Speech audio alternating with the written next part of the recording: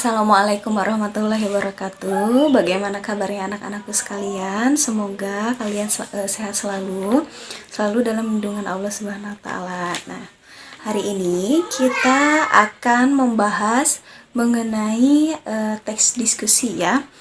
Diskusi sendiri berarti kegiatan bertukar pikiran, ide, atau gagasan antara dua orang atau lebih mengenai suatu masalah. Lalu, diskusi bertujuan untuk mencapai suatu kesepakatan mengenai suatu masalah yang didiskusikan antara peserta diskusi. Peserta diskusi sendiri memiliki 5 dibagi kembali menjadi 5, yaitu yang pertama yaitu ketua diskusi, yang kedua itu moderator, yang ketiga notulen, yang keempat narasumber, yang kelima yaitu peserta. Yang pertama, ketua diskusi. Ketua diskusi memiliki tugas untuk memberikan gambaran mengenai hal yang akan didiskusikan saat berjalannya diskusi. Nah, yang kedua yaitu moderator. Nah, moderator ini dia memiliki tugas untuk mengatur jalannya diskusi dari awal hingga akhir ya, dari awal diskusi berjalan sampai diskusi itu selesai. Nah, selain itu, moderator juga memiliki tugas untuk membacakan simpulan atau hasil dari diskusi yang telah dilaksanakan. Nah, yang terakhir, tugas dari moderator adalah moderator harus mampu mengatur suasana diskusi, dalam artian jika ada perselisihan pendapat yang bisa memancing perselisihan atau yang bisa memancing suasana diskusi menjadi kurang kondusif, maka tugas moderator untuk mengatur suasana dari berjalannya diskusi. Nah, yang keempat yaitu ada narasumber.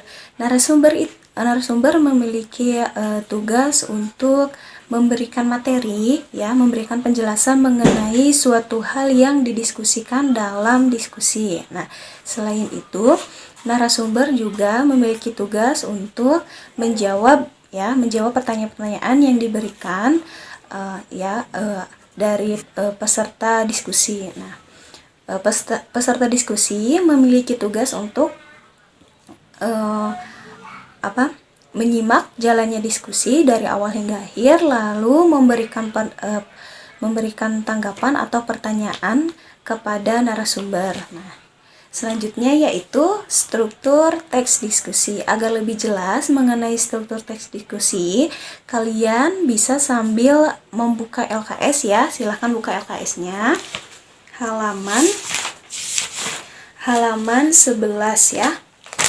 Kita lihat di sini. Nah, kalian silahkan anak-anak untuk buka LKS-nya halaman 11. Di sini ada struktur teks diskusi ya. Nah, teks diskusi sendiri strukturnya dibagi menjadi 3. Yang pertama ada isu, yang kedua ada argumen, yang ketiga ada kesimpulan. Nah, argumen ini dibagi menjadi 2, argumen atau pendapat ya. Argumen ini dibagi menjadi 2, yaitu argumen yang mendukung dan argumen yang menentang. Nah, kita bahas yang pertama dulu ya. Struktur yang pertama ada isu. Nah, isu ini adalah sesuatu atau isu yang akan dibahas dalam diskusi. Nah, misalnya contohnya ya, kalian bisa lihat di sini contohnya di bagian tabel. Nah, isunya ini yang akan dibahas mengenai media sosial. Nah, di sini dalam bagian isu dijelaskan dulu, media sosial adalah sebuah media yang digunakan untuk bersosialisasi, baik secara personal maupun kelompok antar pengguna internet. Nah, yang selanjutnya adalah argumen atau pendapat. Nah, argumen atau pendapat ini dibagi menjadi 2 kan ya. Pendapat yang mendukung, pendapat yang menentang. Nah, pendapat yang mendukung ini berisi penjabaran lebih lanjut tentang isu yang sedang dibahas. Nah, pada bagian ini penulis itu memberikan argumen yang mendukung mengenai isu yang dibahas. Nah, misalnya tadi mengenai media sosial, dia harus menjabarkan argumen atau pendapat yang mendukung mengenai penggunaan media sosial. Tapi dalam penjabaran argumen yang mendukung, di situ harus disertai fakta, data, atau pengalaman penulis. Nah, lalu yang kedua yaitu ada pendapat yang menentang. Nah, pendapat yang menentang itu berisi mengenai argumen yang menentang mengenai isu yang sedang didiskusikan.